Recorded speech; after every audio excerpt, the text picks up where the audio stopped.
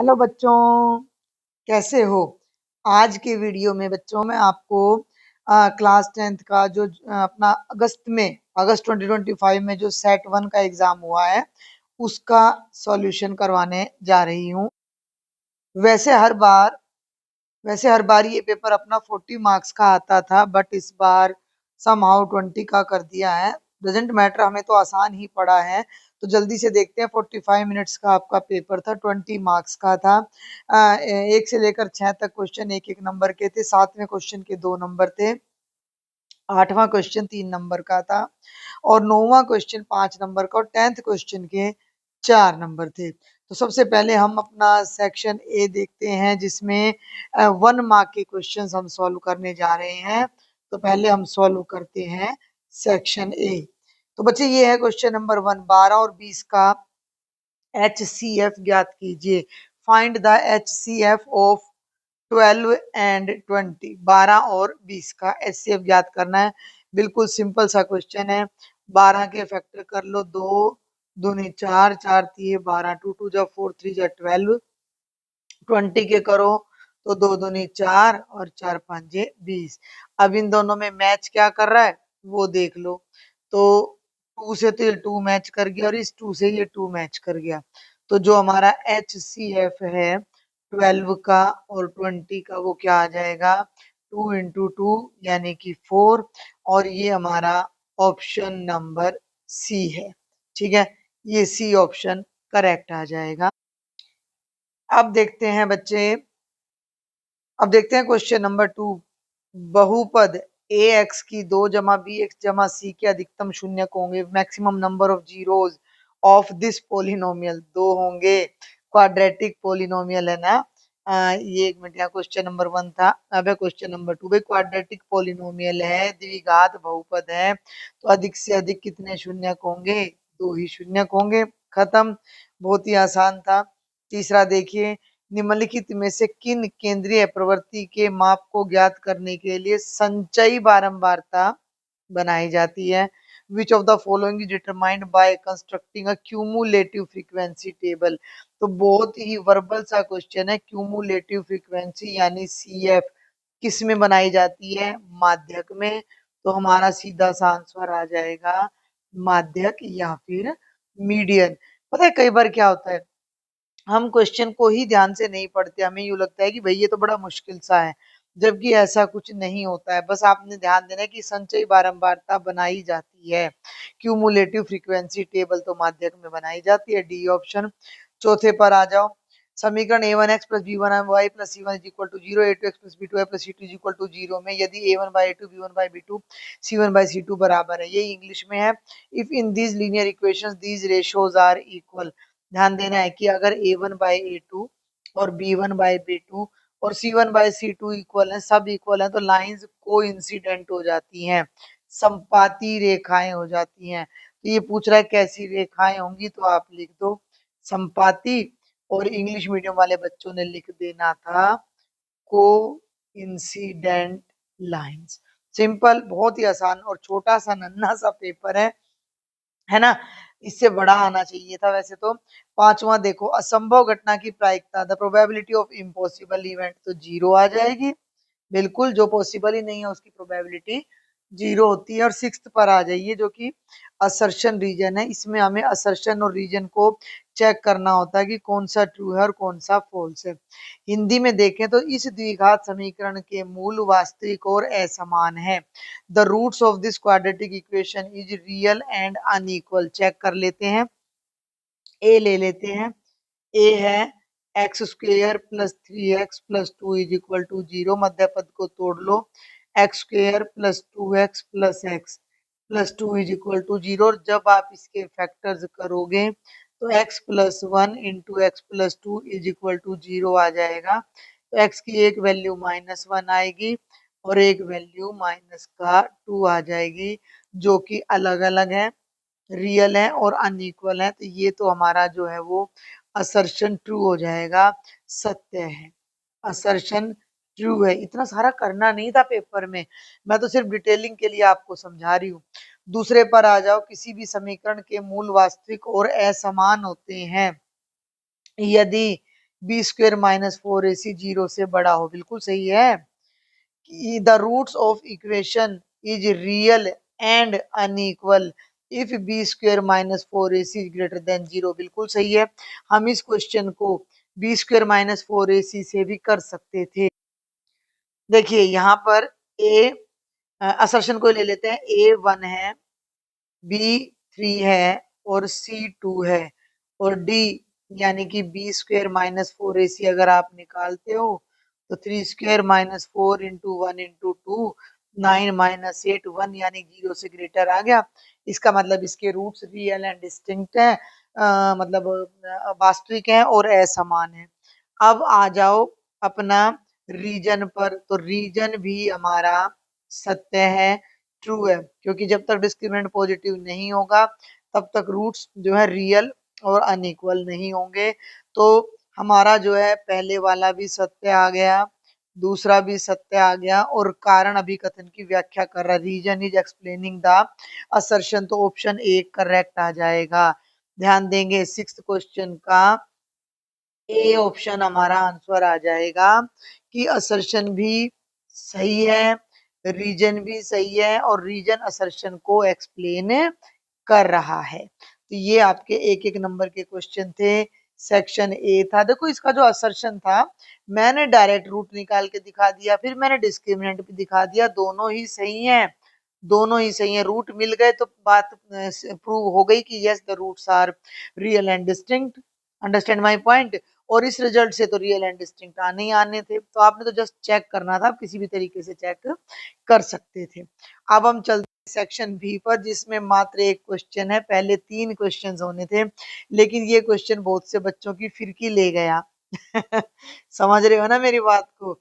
बहुत से बच्चे जो ध्यान नहीं देते हैं, जिन्हें पता होते हुए भी गलती करनी होती है, क्यों? क्योंकि वो ध्यान से स्टेटमेंट नहीं पढ़ते। एक द्विघात बहुपद ज्ञात कीजिए जिसके शून्यक -2 और 3 है। Find the quadratic polynomial whose zeros are -2 and 3। बड़े ही ध्यान से देखना है। क्वेश्चन नंबर 7, जो ये -2 और 3 है वो बहुपद के शून्यक हैं, ना कि उनका जोड़ और घटा। तो आपने यहाँ लिखना था the roots of quadratic polynomial, द्विघात बहुपद के शून्यक -2 और 3। आप ऐसे भी कह सकते थे कि एक को अल्फा ले लो दूसरे को बीटा। और अब हमें बहुपद ज्ञात करना, और बहुपद का फॉर्मूला होता है x square minus S x plus P. S zeros यानी शून्यकों का जोड़ और पी उनकी गुणा। तो अब इस क्वेश्चन में आपको जीरोज दिए गए थे, शून्यक दिए गए थे, उनकी जमा और गुणा नहीं दी गई थी, जो कि आपने खुद निकालनी थी। तो अब आप यहाँ लिखोगे कि शून्यकों का योगफल, ये योगफल आपको पहले फाइंड करना था। इसका जो की पॉइंट है वो समझ गए ना, जिसको हम एस नाम देंगे, वो होता है अल्फा प्लस बीटा, यानी माइनस का 2 प्लस का 3 1 आ गया। और फिर निकाल दो बच्चे शून्यकों का गुणनफल, यानी कि the product of zeros P that is alpha beta minus का 2 को 3 से मल्टीप्लाई कर दो -6। और अब हम क्वाड्रेटिक पोलिनोमियल फाइंड करेंगे, यानी कि अपना द्विघात बहुपद निकालेंगे, जिसका फॉर्मूला होता है x square minus S x plus P, जहाँ एस हमारे जीरोज का यानी कि शून्यकों का जोड़ होता है, पी जीरोज की यानी शून्यकों की गुणा होती है, जिसकी वैल्यू हमें ऊपर मिल चुकी है। एस की वैल्यू 1 है तो -1 इंटू एक्स प्लस पी की वैल्यू -6 है, तो ये आंसर आ जाएगा x square minus x minus 6। Clear था? क्वेश्चन कुछ भी नहीं था, बट बस हमने क्या, मेरी क्लास के कई बच्चों ने ये गलती कर दी थी भाई, उन्होंने सोचा कि ये पॉलिनोमियल्स का सम और प्रोडक्ट दे रखा है। सेक्शन सी पे आ जाओ। सेक्शन सी का क्वेश्चन नंबर 8 में 2 चॉइस है। ऊपर वाला क्वेश्चन वही मोस्ट फेमिलियर एग्जाम्स में हर बार आता है, सिद्ध करो कि वर्गमूल 3 एक अपरिमेय संख्या है। तो इसकी डिटेलिंग मैं नहीं लिखूंगी, थोड़ा सा इसको शॉर्ट में करेंगे, समझ रहे हो ना मेरी बात को। माना √3 अपरिमेय नहीं है। जो मैं बोल रही हूँ वो भी लिखना है। तो माना √3 अपरिमेय नहीं है तो कैसी संख्या है? परिमेय संख्या है। परिमेय है तो हम इसे पी बाई क्यू की फॉर्म में लिख सकते हैं, जिसमें पी और क्यू को प्राइम इंटीजर्स हैं, यानी कि सह अभाज्य पूर्णांक हैं। ठीक है। और दूसरी बात क्यू की वैल्यू 0 नहीं है। अब √3 पी बाई क्यू के इक्वल है तो दोनों तरफ स्क्वेयर कर दो तो 3 आ जाएगा P square by Q square. Cross multiply कर दो 3 Q square by P square. Clear हो रही है मेरी बात या नहीं? तो यहाँ हम लिख देते हैं कि Q square is equal to P square by 3। अब क्यू तो एक पूर्णांक है और पी स्क्वेयर को 3 से भाग करा तो पूर्णांक आ रहा है, तो पी स्क्वेयर 3 से पूरा पूरा भाग हो रहा है। तो हम यहाँ लिख देंगे P square is divisible by 3। P square 3 से पूरा पूरा भाग हो रहा है। और जब कोई प्राइम नंबर का, अभाज्य नंबर का जो स्क्वायर है वो किसी परिमेय संख्या से डिवाइड होता है तो वो नंबर भी डिवाइड होगा। तो पी भी 3 से पूरा पूरा भाग हो रहा है तो पी को मैं 3 का मल्टीपल यानी 3m लिख सकती हूँ। उसको इसमें पुट कर दो, चाहे तो 1 मिनट इसके अंदर पुट कर दो, इसको कोई नाम दे दो, 1 नाम दे दो। तो इसको 1 में पुट कर दो तो 3 क्यू स्क्वेयर, समझे ना मेरी बात को? पी की जो ये वाली वैल्यू है इसको मैं यहाँ पर 1 में पुट करने जा रही हूँ। क्लियर है? तो पी बराबर 3m आ गया और इसको समीकरण नंबर 1 में हमने क्या कर दिया? रख दिया। तो 3 Q square is equal to P square था, पी की जगह मैं रख दूंगी 3m का स्क्वेयर। तो ये हो गया 3 क्यू स्क्वेयर बराबर 9m की 2, और उधर ले जाओ तो क्यू स्क्वेयर आ गया 9m स्क्वेयर बाय 3, 3 तिया 9। तो क्यू स्क्वेयर आ गया 3m स्क्वेयर। 3 को नीचे भी ला सकते हो और यहाँ से भी डायरेक्ट लिख सकते हो कि क्यू स्क्वेयर भी 3 से पूरा पूरा भाग हो रहा है। तो क्यू भी 3 से पूरा पूरा भाग हो रहा है। अब आपने क्या करना है, इस रिजल्ट को नंबर 2 नाम दे दो, इस रिजल्ट को नंबर 3 नाम दे दो। और 2 और 3 से हमें क्या मिल रहा है कि पी भी 3 से डिवाइड हो रहा है और क्यू भी। जब कोई दोनों नंबर किसी एक से डिवाइड हो रहे तो वो उनका कॉमन फैक्टर हो गया। तो पी व क्यू का साझा गुणनखंड 3 हो गया। The common factor of P and Q is 3। P व क्यू का साझा गुणनखंड 3 है, जो कि अपवाद, जो कि क्या है? This is a contradiction. किस चीज की कॉन्ट्राडिक्शन है भाई? किस चीज की कॉन्ट्राडिक्शन है? कि मान लो अगर मैं इसको नाम दे दूं स्टार, तो यहाँ मैं क्या कह रही हूँ कि पी और क्यू तो को प्राइम है, सहअभाज्य हैं, यानी कि ये तो केवल 1 से डिवाइड हो रहे हैं, तो जो कि स्टार को गलत सिद्ध करता है। गलत सिद्ध करता है, या फिर आप लिख सकते हो जो कि स्टार का अपवाद है। इसका मतलब क्या हो गया कि हमारी कल्पना गलत है। क्या कल्पना की थी हमने कि √3 इरेशनल नहीं है बल्कि रैशनल है। तो इसका मतलब √3 क्या हो जाएगा? एक परिमेय संख्या हो जाएगी। इस एक्सरसाइज को तो आप लोगों ने घोल के पानी में पी जाना है। समझ रहे हो मेरी बात को? ये एक क्वेश्चन बहुत बहुत श्योरली आना है, मतलब इसी टाइप का। √2 आ सकता है, √5 आ सकता है, कभी कभी इस तरह के भी आ जाते हैं, वो तो और भी ज्यादा इजी है। तो जल्दी से अब क्वेश्चन नंबर 8 का सेकंड पार्ट देखते हैं, इंटरनल चॉइस, जो कि बहुत वर्बल है। 52 पत्तों की फेंटी गई पत्ती में से, गड्डी में से एक पत्ता निकाला जाता है, इनकी प्रायिकता निकालो। 1 card is drawn from random from A well shuffled deck of 52 cards. Find the probability of getting a spade, a red face card, a queen of diamond. तो आपने इसको कैसे किया होगा? आपने इसको लिखा होगा भैया कुल पत्ते 52, हुकुम के पत्ते कितने हैं भैया? हुकुम के पत्ते तो हुकुम के होते हैं 13। तो यहाँ बिल्कुल जो आसान भाषा में बता रही हूँ वो आपने लिखना था, हुकुम के एक पत्ता निकाल, हुक्म का एक पत्ता निकालने की प्रायिकता। हुकुम का एक पत्ता निकालने की प्रायिकता बराबर है संभावित परिणाम बटे कुल परिणाम। तो भाई 52 में से 13 पत्ते निकालने, तो 13 ऊपर 52 नीचे, 13 एकम 13, 13 चौको 52, 1/4। 4। कुछ बच्चे इसको ऐसे भी कर सकते थे कि माना, इसको मैं अलग तरीके से बता दूं, माना ई बराबर है, माना ई बराबर है हुकुम का पत्ता आना, है ना। भाई जितने पत्तों में से एक पत्ता निकाला गया तो वो हुकुम का पत्ता आया है, तो अब डायरेक्ट निकाल दो favourable outcomes by total outcomes. हुकुम का ई के पक्ष में परिणाम बटे कुल परिणाम, तो ये भी ऐसे ही हो जाएगा 13/52 यानी कि 1/4। ये था इसका पहला पार्ट। अब आ जाओ भैया दूसरे पार्ट पे। लाल रंग का तस्वीर वाला पत्ता या रेड फेस कार्ड, तो इसका मैं डायरेक्ट करूंगी। फेस कार्ड होते हैं 12, लाल रंग के होते हैं 6, तो 6/52, 2 3 6, 2 दूनी 4, 2 5 10, तो ये आंसर आ गया। और अब हम इसका तीसरा पार्ट देखें तो क्वीन ऑफ डायमंड, ईंट की बेगम एक ही होती है, 4 बेगम होती है, ईंट की और चिड़ी की और हुक्म की और पान की, और इसका आंसर हो जाएगा 1/52। क्लियर हो गया। ये था सेक्शन सी। अब हम आ जाते हैं अपने सेक्शन डी पर। सेक्शन डी में भी अपना देखो यहाँ पे भी आया हुआ है, लैंप का माध्यक जीवन काल ज्ञात कीजिए, और माध्यक का ऊपर भी आया हुआ था, संचय बारंबारता बनानी, 400 नियोन लैंपों का जीवन काल यहाँ दर्शाया गया है। तो इसको हम देखते हैं। तो बेटा अब हम सॉल्व करते हैं क्वेश्चन नंबर 9। ये आपके सामने मैंने स्टेटमेंट लिख दी, ये जीवन काल है, ये लैंपों की संख्या है। तो सबसे पहले अब हम इसमें अपना जो जरूरी कॉलम है, संचयी बारंबारता, इंग्लिश में बोलूं तो क्यूमुलेटिव फ्रीक्वेंसी बनाएंगे, जिसे हम CF बोलते हैं, जिस पर हमारा 1 नंबर का क्वेश्चन भी आया था। वो कैसे बनती है, इसको यूं का यूं लिखेंगे 14, और अब 14 में ये 56, देखिए समझ गए ना।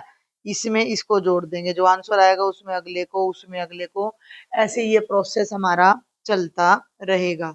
14 में 56 जोड़ेंगे तो 70 आ जाएगा, 70 में 60 जोड़ेंगे तो 130 आ जाएगा, 130 में 86, 216, 4 4 10, 7 और 1 8 और 1 9, 290 आ गया, 2 9 और 6 15, 352 आ गया, 8 और 2 10, 5 और 4 9 और 1 10, 400 आ गया। वैसे भी स्टेटमेंट में बोला गया है कि 400 नियॉन लैंप, तो कुल डाटा यानी n हो गया 400, n का आधा कर लो n/2, तो 400 का आधा हो गया 200। अब आपने इसमें 200 से बड़ी बारंबारता देखनी है, जो कि ये है 216। तो 216 के जस्ट सामने जो है वो माध्यक वर्ग आएगा, आपको यहाँ लिखना पड़ेगा, क्योंकि जो 216 है वो 200 से बड़ी बारंबारता है, इसलिए जो हमारा 216 के सामने आप ऐसे निशान भी लगा दिया करो। ये हो गया माध्यक वर्ग, ये हो गई हमारी बारंबारता, और इसके ऊपर ये वाली हो जाएगी हमारी संचयी बारंबारता, ये F, ये वैल्यू हमारी, इसको मैं यहाँ से बल्कि थोड़ा सा साफ कर दूं, ये वैल्यू हमारी F की और ये वैल्यू हमारी CF की। तो ये बात हर बच्चे को पता होनी चाहिए। तो इसका मतलब 216 से बड़ा ये हो गया, 216 200 से बड़ा हो गया, इसका मतलब जो मेरा माध्यक वर्ग है वो मेरा कितना है, 3000 से लेकर 3500, यानी मेरा आंसर 3000 से बड़ा होगा और 3500 से कम होगा। ठीक है, वे 3000 से बड़ा और 3500 से कम हमारा आंसर आएगा। तो अब हमें सारी चीजें मैंने अभी आपको समझा दी हैं कि जो हमारी बारंबारता 200 से ग्रेटर है उसके ऊपर वाली CF, उसके सामने F हो जाएगा। n/2 की वैल्यू हमारे पास आ चुकी है। अब हम अपना पहले माध्यक का फॉर्मूला देखते हैं, और उसमें और किस चीज की जरूरत पड़ेगी वो देखते हैं। L plus n/2 minus CF/F, और पूरे आंसर को मल्टीप्लाई करना है H से। ये बात का ध्यान रखना कि ये सारा आंसर सोल्व करने के बाद आपने L के अंदर जोड़ना है। L का इनसे कोई रिलेशन नहीं है। कई बच्चे इसको बीच में ही अपना ऐड करना इसको शुरू कर देते हैं, इसके साथ मिक्स कर देते हैं, ऐसा बिल्कुल भी नहीं करना है। ठीक है, तो आगे बढ़ती हूँ मैं। अब देखो L का मतलब, L और H नहीं लिखा है मैंने, तो L का मतलब होता है कि जो वर्ग अंतराल लिया है हमने माध्यक वर्ग, उसकी लोअर लिमिट 3000 यानी निम्न वर्ग सीमा, और H का मतलब होता है इस वर्ग अंतराल की हाइट, यानी कि कितना डिफरेंस है 3000 और 3500 में, तो 500 का फर्क है। तो अब इन सारी वैल्यूज को यहाँ पर पुट कर दो। एल अभी निकाला है 3000 जमा n/2, ये रहा बच्चे n/2 200 है, माइनस सी एफ ये रहा 130 है, बाय एफ 86 है, और मल्टीप्लाइड बाय 500 है। इसमें थोड़ी सी कैलकुलेशन आपकी ज्यादा है, एक सेकंड, कैलकुलेशन ज्यादा है, वरना बिल्कुल कुछ नहीं है इसमें। कई बच्चों को ना आए तो थोड़ा छोड़ के आ सकते हो, ज्यादा से ज्यादा लास्ट में आपका आधा एक नंबर कट जाएगा, अगर मतलब पूरी कैलकुलेशन नहीं आ रही है तो 70/86 और मल्टीप्लाइड बाय 500। ठीक है, अब इसको अपना डायरेक्ट सॉल्व कर दो।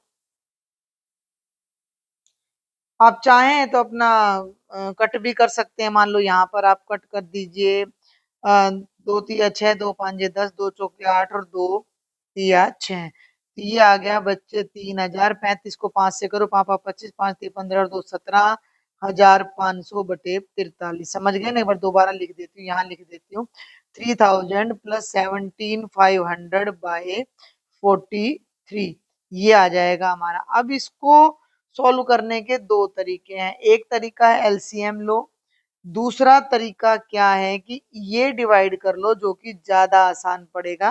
तो आप इसे कर लीजिएगा, मैं आपको सोल्व करके डायरेक्ट आंसर लिख रही हूँ। जब हम 17,500 को 43 से डिवाइड करेंगे तो हमारा आंसर आएगा 406.976, और इन्हें जोड़ दो, 3000 में 406 जोड़ोगे तो 3406.976, ये हमारा आंसर आएगा। और ये आंसर आप देख सकते हो कि 3000 से बड़ा है और 3500 से छोटा है। अगर कुछ बच्चे यहां तक भी इस क्वेश्चन को कर आते हैं, यहां तक भी, तो 5 में से उन्हें 4 नंबर पक्का मिल जाएंगे। काट के मल्टीप्लाई करके लिखाते हैं तो आपको 4.5 नंबर तक मिल जाएंगे। इतनी सी कैलकुलेशन पर आपका मात्र आधा नंबर कटता है फाइनल एग्जाम्स में भी। तो करके जरूर आना है पूरी कैलकुलेशंस को, सभी क्वेश्चंस को आपने फाइनल में भी अटेम्प्ट करना है।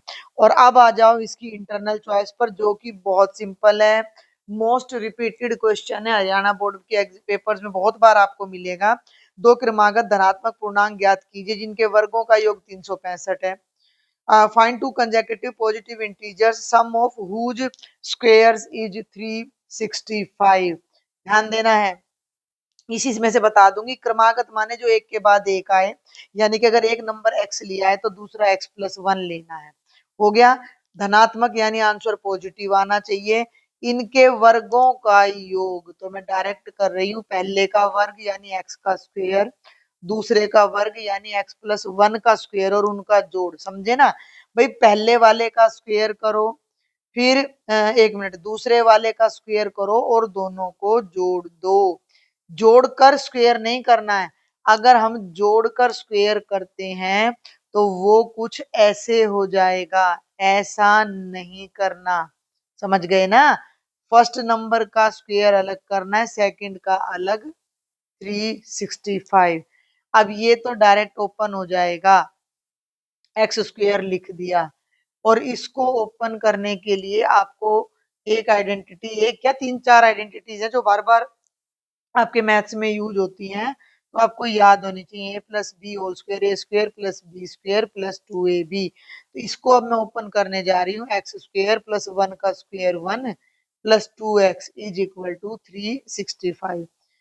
इन दोनों को जोड़ दो, x² प्लस x² कितना हो गया, 2x² प्लस, इसको लिख लो 2x, अब लिख लो भैया 1, और 365 को लेफ्ट में ले आओ, इज इक्वल टू 0। ठीक है, तो ये हो गया 2x² plus 2x plus 1 minus 365 is equal to 0।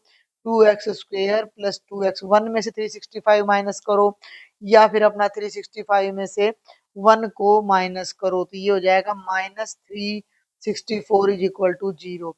अब इस एक्सप्रेशन में तीनों टर्म्स इवन है, तो हम इनको 2 से डिवाइड कर सकते हैं। तो 2 से डिवाइड करेंगे तो ये बनेगा x² plus x minus 182 is equal to 0। और इस तरह के दो क्वेश्चन है, एक में 27 और 182 आता है, और दूसरे में x और 182, और दोनों का एक ही फैक्टर बनता है 14 इंटू 13। 14 में से 13 गया एक, और 14 और 13 की मल्टीप्लीकेशन 182 होती है। तो ये बहुत आसान क्वेश्चन है। 14x minus 13x minus 182 is equal to 0। ये जो x था इसकी जगह पर ये लिख दिया। ठीक है, अब दोनों में से पहले दोनों में से x कॉमन ले लो, x प्लस 14, फिर इन दोनों में से ले लो 13, तो ये हो गया x, और minus minus plus 14 is equal to 0। अब आप इसे सोल्व करेंगे तो x minus 13 into x plus 14 is equal to 0। Solve कर लो। पहली रिजल्ट से x की वैल्यू 13 आएगी, और इस दूसरे से माइनस 14 आएगी, जो हमें नहीं चाहिए। क्यों नहीं चाहिए? क्योंकि हमें धनात्मक यानी कि पॉजिटिव इंटीजर चाहिए। तो x 13 आ गया। जब x 13 आ गया तो पहली संख्या या पहला पूर्णांक भी आप इसे लिख सकते हैं कि पहला धनात्मक पूर्णांक, पहला पूर्णांक हो जाएगा 13, और दूसरा उसके क्रमागत है, कंसेक्यूटिव है, उसके जस्ट बाद आ रहा है, तो उसमें केवल एक जोड़ देंगे, 13 प्लस 1 14, और ये हमारा आंसर आ जाएगा। और अब जल्दी से अपना लास्ट देखते हैं सेक्शन ई, और लास्ट ही question, question number 10 case study based है, बहुत सिंपल है। सिर्फ आपने स्टेटमेंट को ही थोड़ा ध्यान से पढ़ना था। एक फूड स्टॉल मोमोज और स्प्रिंग रोल बेचता है। मुंह में पानी आ गया नाम सुन के। एक ग्राहक 3 प्लेट मोमोज और 2 प्लेट स्प्रिंग रोल 290 रुपए में खरीदता है। बिल्कुल एक्सरसाइज 4.1 का जो पहला क्वेश्चन था कि क्रिकेट बैट और बल्ला खरीदता है, उसी टाइप का है भाई ये। और दूसरा ग्राहक 2 प्लेट मोमोज और 2 प्लेट स्प्रिंग रोल इतने रुपए में खरीदता है। उपरोक्त जानकारी के आधार पर निम्नलिखित प्रश्नों के उत्तर दीजिए। मान लीजिए एक प्लेट मोमोज की कीमत x रुपए है और स्प्रिंग रोल की कीमत y है, तो रैखिक समीकरण युग्म बनाइए। जल्दी से इंग्लिश में रीडिंग ले लेते हैं। Food stall sells momos and spring rolls. A customer buys 3 plates of momos and 2 plates of spring rolls for 290 rupees. Then 2 plates of momos and 2 plates of spring rolls in rupees 240. If the cost of 1 plate of momo is rupees x and the spring roll is y, form the equations। पहला part करते हैं इसका कि भैया एक plate spring role की कीमत, ध्यान देना, एक प्लेट किधर गया, ये रहा, एक प्लेट मोमोज की कीमत x रुपए है। यहीं अंडरलाइन कर दूं मैं इसको एक बार। एक प्लेट मोमोज की कीमत x रुपए और एक प्लेट स्प्रिंग रोल की कीमत y रुपए। Cost of 1 plate of momo is rupees x and cost of 1 plate of spring roll is y। Question क्या है? इक्वेशन बनाओ। भैया अब उसने खाया कितना है? 3 प्लेट मोमो और 2 प्लेट स्प्रिंग रोल। एक प्लेट x रुपए की आ रही है तो 3 प्लेट 3x की आएंगी। एक प्लेट y रुपए की आ रही है तो स्प्रिंग रोल की 2 प्लेट 2y की आएंगी। और दोनों मिलकर कितने की पड़ रही है? 290। तो दोनों को जोड़ दो, इज इक्वल टू 290। क्लियर है कि भैया 3x plus 2y is equal to 290। अब सेकंड केस क्या है? 2 प्लेट मोमोज, एक प्लेट मोमोज x रुपीज की आ रही है तो 2 प्लेट 2x की आएगी। और एक 2 ही प्लेट स्प्रिंग रोल है तो यहाँ एक प्लेट y का है तो प्लस 2y, और वो 240 पे कर रहा है, तो ये दूसरी इक्वेशन बन जाएगी 2x plus 2y is equal to 240। और ये पहले पार्ट का आंसर आ जाएगा। फॉर्म द इक्वेशंस बन गई। सेकंड पे आ जाओ। समीकरणों को विलोपन विधि से हल कीजिए। Solve the equations using elimination method. तो कर देते हैं एलिमिनेशन मेथड से, तो हुआ पड़ा है ये 3x प्लस 2y। कुछ भी नहीं करना, ना कहीं मल्टीप्लाई करना, y के जो कोफिशिएंट्स हैं वो ऑलरेडी सेम है, तो दोनों इक्वेशंस को आपस में क्या कर दो? सब्ट्रैक्ट कर दो। घटाने पर, जब हम घटाते हैं तो नीचे वाली टर्म में सबके साइन चेंज हो जाते हैं, सब पॉजिटिव है तो नेगेटिव हो गई। 3x में से 2x गया x, 2y से 2y कट गया, 290 में से 240 माइनस करा तो 50, x की वैल्यू 50 आ गई। ठीक है, x की वैल्यू को इक्वेशन नंबर 1 में रख दो, तो 3 इंटू में 50 plus 2y is equal to 290। 30 5 150, 150 को उस तरफ ले जाओ तो 290 में से 150 माइनस करोगे, 9 में से 5 गया 4, 140। तो y की वैल्यू आ जाएगी 140 बटे 2 यानी कि 70। 70। तो y की वैल्यू आ गई भाई 70। ठीक है, समझ रहे हो ना? y की जो वैल्यू है हमारी वो आ गई 70। करना क्या है? हल करना था तो कर दिया हमने। तो we are done, second part भी डन हो गया। थर्ड पे आ जाओ। What will be the cost of one plate of momo and one plate spring roll? इससे आसान क्या ही पूछेगा कोई आपसे। दोनों चीजें यहाँ आ चुकी हैं, लेकिन इसी को एक उत्तर के रूप में लिखने के लिए अलग से थर्ड ऑप्शन और आपको दे दिया कि भैया एक प्लेट मोमोज की कीमत कितनी है? The cost of one plate momo. एक प्लेट मोमोज की कीमत, एक प्लेट मोमोज की कीमत x थी और x की वैल्यू 50 आ रही है। इसी तरह एक प्लेट स्प्रिंग रोल्स की कीमत कितनी थी? y थी और y की वैल्यू 70 रुपए आ रही है। इस थर्ड पार्ट में तो कोई भी नया क्वेश्चन डाला ही नहीं गया। तो ये था आपका कंप्लीट सॉल्यूशन आपके सेट के पेपर का। और बहुत जल्द हाफ ईयरली के लिए भी, हाफ ईयरली एग्जाम्स के लिए भी मैं आपके लिए सैंपल पेपर लेकर आऊंगी, आपकी प्रिपरेशन कराऊंगी। और प्रीवियस ईयर के सारे question papers half yearly exams के भी और सब मेरे चैनल पर अवेलेबल हैं। चैप्टर वाइज सॉल्यूशंस अवेलेबल हैं। तो जिन बच्चों ने अभी तक भी पूरा वीडियो देखने के बाद भी चैनल को सब्सक्राइब नहीं किया है तो जल्दी से करें। किस चीज की वेट कर रहे हैं? और अपने फ्रेंड्स को शेयर करें। Thank you.